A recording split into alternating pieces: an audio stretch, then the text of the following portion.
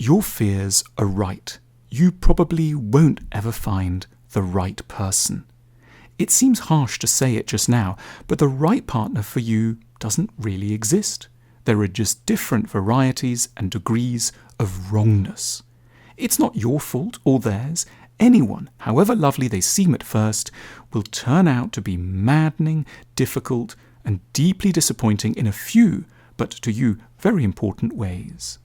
You are carrying the burden of romanticism and are suffering from it gravely. You have been made sick by the beguiling but fatally oppressive fantasy that there is a specific person you're meant to be with who will end the longing, who will be your soulmate, sexual companion, chauffeur, housekeeper, co-parent, business partner, and best friend. You see them so clearly in your mind. That's because you made them up. But they don't, in fact, exist.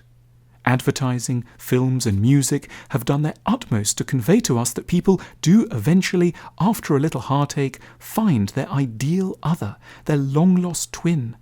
It's a very powerful idea to lean on when you're trying to sell a stranger a concert or a movie ticket. But it isn't true. The number of people around the world who are profoundly emotionally, sexually, practically and intellectually happy with a partner for more than a brief period is tiny. These lucky souls could, if gathered, comfortably fit on a small island in the Maldives. You're unlikely to be among them, and you won't win the lottery either. However, this doesn't have to be the end. There is a more mature idea of love around that stresses how invariably compromised all good relationships are. Compatibility is an achievement of love. It shouldn't be its precondition. We manage to live wisely and comfortably around one another when we stop insisting that our partners must constantly share all of our tastes, interests and opinions. It's more than normal to be really quite lonely in large parts of our emotional lives. An important factor behind almost any decent relationship is the capacity of each partner to manage cheerfully on their own. Relationships don't solve the problem of loneliness for very long.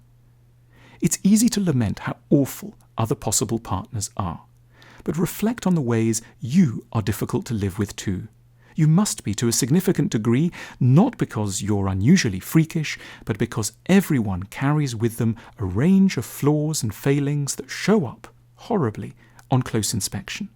You will, to a significant extent, be ruining the life of anyone you get together with long term. Stop looking for a perfect partner and start looking for that far nicer and more enticing prospect, a good enough one. The fact that no one will be ideal doesn't mean that another person will have nothing to offer. It's just that what we need from them will arrive wrapped up in a lot of things we don't need and don't want. Hopefully, the long, painful single period hasn't just been wasted time. It's been a training ground for the true spirit of compromise and gratitude that lasting love demands.